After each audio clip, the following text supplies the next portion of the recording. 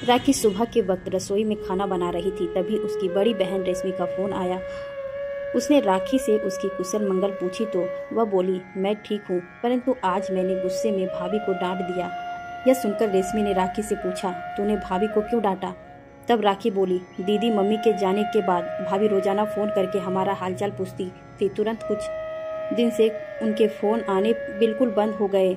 जो इंसान रोजाना फोन करके हालचाल पूछता तो यदि कई दिन तक वह फोन ना करे तो बुरा तो लगता ही है। कल शाम के वक्त जब भाभी का फोन आया तब उन्होंने मुझसे मेरी कुशल मंगल पूछी तो मैंने कह दिया कि आज इतने दिन बाद आपको मेरी याद कैसे आई। मम्मी के जाने के बाद तो आप कहती थी कि आप हम दोनों बहनों को मम्मी की कमी बिल्कुल महसूस नहीं होने देंगे।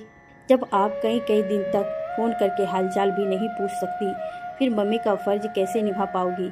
इतना कहकर मैंने गुस्से में फोन काट दिया। मैंने उनसे उनका हालचाल भी नहीं पूछा। यह सुनकर रश्मि बोली, यह तूने क्या किया? क्या भाभी का कोई आत्मसम्मान नहीं है? तुझे पता है भाभी कितनी बीमार है। पिछले हफ्ते उन्हें दिल का दौरा पड़ा था, जिसके कारण वह कई दिनों से अस्पताल में थी।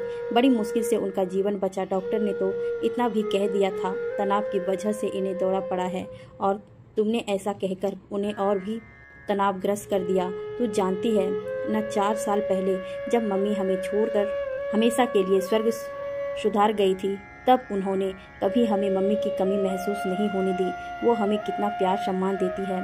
साल में कई कई बार हमें फ़ोन करके मायके बुलाती है। हमेशा हमारी मनपसंद चीज़ बनाकर खिलाती है, और तो और हमारे सिर में तेल डालकर कितने प्यारे से मालिश करती है। हर तीज त्यौहार पर हमारे पसंद के सामान देती है। पापा का बेटी की तरह ख्याल रखती है। जब भैया दुखी होकर माँ की याद में रोते हैं तो एक दोस्त की तरह उनका हौसला बढ़ाती है, और रोजाना फ़ोन करके हमारा हालचाल पूछती है। क्या हमारे फ़र्ज भाभी के हैं?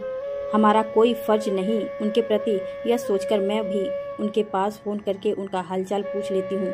यदि भाभी ने कई दिनों तक फ़ोन नहीं किया तो तू फ़ोन करके उनका हालचाल पूछ लेती। रेशमी की बात सुनकर राखी बोली, क्या सच में दीदी भाभी को दिल का दौरा पड़ा और मुझे पता नहीं चला? भैया और पापा ने भी मुझे इस बारे में कुछ नहीं बताया।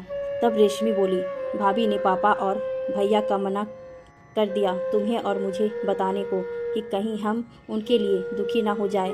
जब मैंने भाभी का फ़ोन मिलाया तब उनका फ़ोन हमारी भतीजी राधिका ने उठाई, क्योंकि उस वक्त के दवाइयों के असर से गहरी नींद में थी। तब राधिका ने मुझे भाभी के बारे में बताया। मैं तो कल ही उनसे मिलकर आई थी। रेशमी की बात सुनकर सोचने लगी, यह क्या गलती हो गई उससे, जो भाभी से उनका हालचाल पूछे बगैर उन्हें डांट दिया। मेरा ऐसा करने से उनका आत्मसम्मान को कितनी ठेस पहुंची होगी।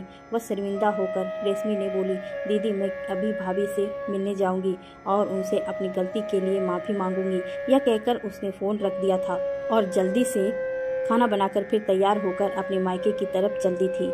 घर पहुंचकर जैसे ही उसने बिस्तर पर भाभी को लेटे हुए देखा तो उसकी आंखों से आंसू बहने लगे थे। उसकी भाभी बीमार के कारण काफ़ी कमज़ोर हो गई थी।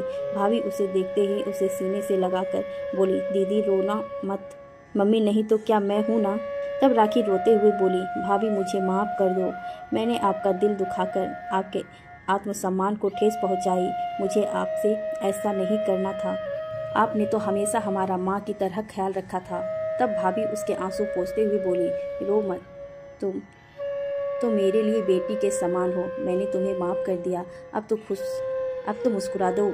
यह सुनकर राखी बोली, भाभी आपने हमेशा माँ की तरह अपना फ़र्ज निभाया। अब मैं भी कुछ दिन यहाँ रहकर बेटी का फ़र्ज निभाऊंगी। आपकी कुछ दिन सेवा करके ही अपने ससुराल जाऊंगी, तभी मुझे खुशी मिलेगी। ठीक है, तुम्हारी खुशी में ही मेरी खुशी है। कहते हुए भाभी ने मुस्कुराकर राखी को फिर से गले लगा लिया। कई घरों में अक्सर ऐसा होता है जब अधिकतर भाभी ही अपनी नंदे से फ़ोन करके उनका हालचाल पूछती है। अपनी सासू माँ के ना रहने पर अपनी नंदों का बेटियों की तरह ख्याल रखती है, तो बेटियों का भी तो फर्ज बनता है कि वह भी अपनी भाभीयों का फ़ोन करके हालचाल पूछे। कभी कभी अहंकार के बस में होकर नंदे फ़ोन ना करके ऐसी गलती कर देती है, परंतु यह गलती है। रिश्तों में मिठास भी तभी तक बनी रहती है जब दोनों तरफ से एक दूसरे का हालचाल पूछा जाए और सुख दुख में एक दूसरे की मदद